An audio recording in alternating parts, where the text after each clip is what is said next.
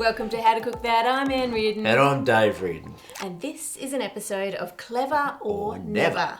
Antique edition. So antiques are things that are more than 100 years old. So let's get into it. The first one is a knife that I got in France. Do you remember this one? And it was a mess. It was completely rusty, and I thought maybe it was just surface rust and I could just sand it off, but it needed heavy sanding to get all of the rust off. So it's still pitted, but I like antiques to look antique. Yeah, looks great. The handle was broken, so I had to carve a bit of extra wood to put in there, and it was missing the brass. I didn't even know it had this brass until I polished it. It was missing that on this side, so I've put that in. And sharpened it, of course. I don't think I'm the world's best sharpener, but I don't know. I think it's going to be sharp enough to chop. Oh, yep. You reckon? Yep. Okay. Pointy. I'll get you to give it a go. I love parsley. And I just go like this. You just rock. Rock. You might need to go a little faster. I'm rocking the suburbs, just like Michael Jackson did. Oh, this is excellent. Am I doing that okay? You are. Well done, France. You can still buy these knives brand new, but if you can fix up an old one, it's got a bit more character to it. It does. I chose this one specifically because I just held it in my hands at the shop and had a feel as to how it rocked. And some of them didn't have their original handles anymore. Some of them just didn't have a good feel in the hand. So if you can find one that's got a good feel, give it a go. If I can do it up, you can do it up too. We got it from the flea market, right? Yes. In Lyon. They had quite a lot of this style of knives completely rusty. So if you live in Lyon or if you're heading that way, make sure you go pick one up and do it up. Give it another life. Fantastic. Do we give it a clever? Definitely. Next gadget is this. Wow. Okay. Can you tell me what you think it is? It's grinding a knife cleaner. I suspect it's probably a knife cleaner. That's correct, because it's been very helpful and written it on the gadget for you. So. And also, I know knife cleaners. When have you ever used a knife cleaner? I am a knife cleaner when I do the dishes. Ah, but see, now this is for cleaning silver knives. You know, like all our knives are silver, all our cutlery. Yeah, not. I had to go buy some silver plate, not silver, because solid silver knives are rather on the pricey side. So I got these silver plate ones. Apparently, they used to clean silver knives pretty much every day, especially because in the kitchens it was very humid and there was a lot of fires and soot, and it would make the silver tarnish very quickly. Oh, is that right? So this was an everyday job, and then when stainless steel was invented, no longer needed. Yeah, well. But if you have silver knives at home, you might need this gadget. I found the instructions. Number one thing it says to do is to screw it into the bench top. Okay, well, I can do that. No, I'm not ruining the bench top. So I'm just going to have to hold it so that the whole thing doesn't move. And then the instructions are pretty much on here. Put the knife under arrow with back to spindle. Slide it in. Slide it in, apparently. And then you've got to hold the knife while you spin. I haven't tried this. It would be better that way. It's not spinning. Oh, now it's spinning. Oh, is it done too tight? If it's not spinning, then it won't clean the knife, I imagine. There's dust or smoke coming. What do we think it is? It's dust, but it might also be the cleaning powder. So if you look to your right, there's all sorts of cleaning powders that you're supposed to put between the felt pads. Got it. Let's have a look. These are all antique cleaning powders. Wow, where did you get this from? Online, on eBay. Okay. Let's have a look. Oh, it looks pretty old in there. Oh, wow. This has been used to clean quite a few knives, Absolutely. I'd say. How old is this? I don't have the exact date, but stainless steel became more common in 1913, so it would have predated that. World War One. Do we have any idea? Is this incredibly dangerous? I have no idea what's in that. That's I'm just also going to move that antique. there and put the lid back on. I'm sure I want to be breathing that What in. does it say it is? Does it tell you? It's a mixture of cyanide and lead, I think. It does not No say problem that. there. All right, here we go. Now let's go again. Oh, That's a bit spinning. better. That's a bit... But we are getting a powder, so like coming up like steam. So I'm not breathing. I would like to know what's in that powder. Is it making the knife shiny? I don't know, but my finger's getting hot. All right, let's have a look. All right. So there we go. And I think it's shinier than it was. It's come up better. I don't think it's come up as perfectly shiny, but I'm not sure if this silver plate is wearing off. Sure. If you lived 100 years ago when silver cutlery was common for obviously rich folk, everyone else didn't have silver cutlery. Yes. Would you invest in one of these? Yes, if I was Lord Reardon from 110 years ago, I would definitely invest for my kitchen. I would give them only the best. You would give them one of those. Absolutely. If I was working in the kitchen, I'm just not sure if I would use it. I think because you've still got to do the forks and the spoons and polish all of them by hand, I don't know if it's going to speed it up. If it did speed it up, then definitely. If I was an aristocrat, you would be my lady, though. So. Yeah, I think I'd still go visit the kitchen. Fair enough. You'd be a nice lady. I'm going to give it a clever anyway. And you?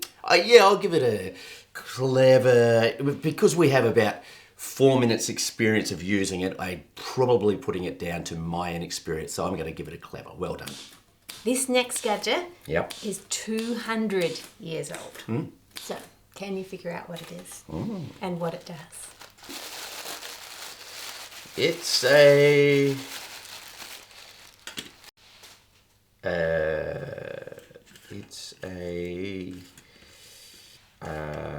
is it a carrot grater?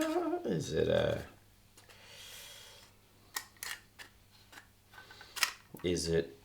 printing device? A printing device? I don't know. You put something in there and you run it over the top and it comes out like that, like the old day when you used to have a Visa card. Oh, yes, I see what you're getting at. I think we can safely say that nobody knows what this is. This comes out? Oh? And I put cinnamon in there. Cinnamon comes in a stick. A nutmeg. Nutmeg, yes, you're nutmeg right. in there. There we go. Pop it Whoa. in. Is this right? Yeah, you don't have to push too hard. Oh, yeah. There you go. You can actually just put it flat. Now grate it and it will collect it in the little tray. Oh, that's lovely. Oh, that's really nice. Smell that nutmeg. All right, tip it out. Just tip it up like that? Yep, tip it and give it a little tap. Oh, that's There's excellent. your nutmeg. What Now, does nutmeg taste like? not nice on its own, but you can try. It's delicious. Nutmeg is really nice on top of custards when you bake them and you've got something sweet and some sugar with it. Not so nice on its own. The reason that they had this is nowadays I bought a packet of nutmeg, of whole nutmegs with about, 10 nutmegs in it for $3 at our local shop.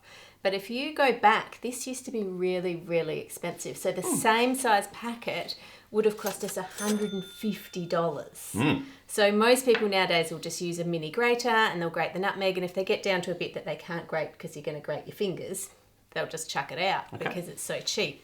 But back in the day, you're not chucking that out because it costs so much. Absolutely. So there was a whole range of graters, and apparently rich men used to have a silver individualised nutmeg grater and have it in their pocket with one little nutmeg, and if they were out at a fancy dinner they would pull it out and grate a little nutmeg on their drink or on their dinner to show off. Because it was so like a expensive. status symbol. It was a status symbol to have your own little nutmeg grater. Excellent. They should bring that back. I think if you did that at dinner now. I say. Oh, off to the party.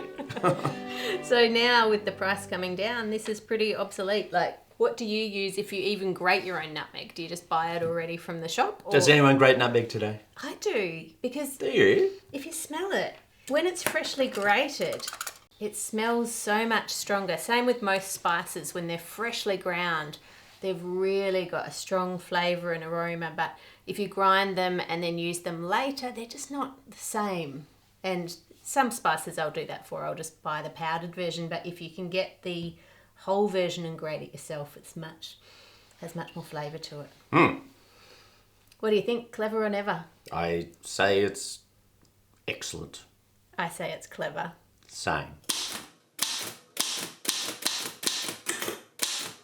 The next gadget is A thing. a thing. Can you figure out what this one does? All right. It goes on a bench somehow like that. Yes, correct. Screwed it in. It's got a handle Yep, for that. that winds. It's got some blades. Mm-hmm. I am assuming that some sort of thing goes in there. Correct. Like a finger. Not a finger. No, something goes in there, you put it in, could be that size, could be a small carrot julienne. You're in the right area. It's vegetables. Vegetables. You think of a skinny vegetable. Skinny vegetable that would be you like. a celery. I like celery. It's not celery. It's green beans. Oh, green beans. I like green beans because my granddad used to grow green beans. And what is it supposed to do with the green beans? It's supposed to slice them thinly. And I have not tested this gadget. And this one I haven't done anything to. So I don't know how sharp the blades are. Right. But we'll And give it a how go. clean the blades are. Like I feel like I'm taking clean veggies and running them through a piece of machinery. I did actually give it a clean. When I say I didn't do anything to it, I haven't done it up. I see. I think it might be the other way. Are they going to go? Oh, they are going through. Oi. Look at that. Wow. It's quick. It's easy. It does the job perfectly. It would be quite hard to use a knife to do this and get the slices the exact same thickness all the way through. I think it would just take quite a bit of time. It's very satisfying, as the kids say. Look at that. I love the way it's cutting them so you can see all of the beans inside all lined up in a row. It's like a perfect slice through. They look very pretty. I think this gadget's definitely a clever. I've been convinced. You don't think so? You'd rather eat your beans? No, I think it's excellent. Oh, you do like it? I like it. I like it. I actually like using it. It's fun. This last antique one is from the flea market in Paris. I have washed it, and it's only very, very little, and I think you're immediately going to know what it is. Are you ready? It's a croissant. Well, no, it's not a croissant. It is an Easter egg mould. That's right, a That- little mini cute I one. reckon I open it here. You do? And oh, you've already made an Easter egg. I put chocolate in there because I thought that's far more fun. That's what the mould is for. It's for chocolate. Oh, that's cute. See if we can get it out. There you go. Yeah. One little Easter egg. Oh, that's nice. Can I eat it? Yeah, it's chocolate. Right. Delicious. They actually had heaps of moulds at this market, but some of the chocolate moulds were big and really heavy, and I couldn't fit it in a suitcase to take it home. So I settled for just a little mini one. But if you're at the flea markets in Paris or around there and you live in Paris, or you've got lots of suitcase allowance and you can get a big heavy mould, they've got some great chocolate moulds there. They do. Delicious. Definitely a clever, well made, all clicks together nicely, no plastic involved, it just works and is great.